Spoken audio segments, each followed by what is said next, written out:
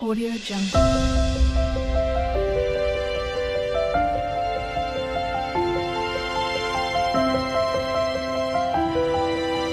Audio Jungle.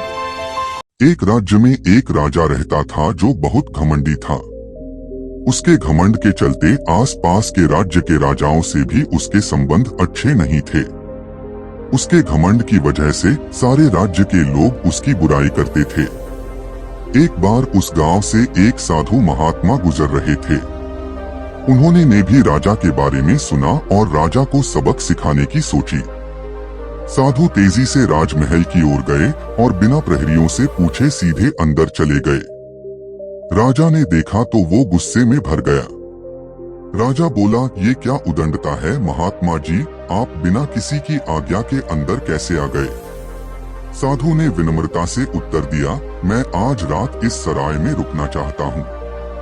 राजा को ये बात बहुत बुरी लगी। वो बोला, महात्मा जी ये मेरा राजमहल है, कोई सराय नहीं, कहीं और जाइए। साधु ने कहा, हे राजा, तुमसे पहले ये राजमहल किसका था? राजा, मेरे पिताजी का। साधु, तुम्हारे पिताजी से पहले ये किसका था? राजा, मेरे दादाजी का। साधु ने मुस्कुराकर कहा, हे राजा, जिस तरह लोग सराय में कुछ देर रहने के लिए आते हैं वैसे ही ये तुम्हारा राजमहल भी है, जो कुछ समय के लिए तुम्हारे दादाजी का था, फिर कुछ समय के लिए तुम्हारे पिताजी का था, अब कुछ समय के लिए तुम्हारा है, कल किसी और का होगा।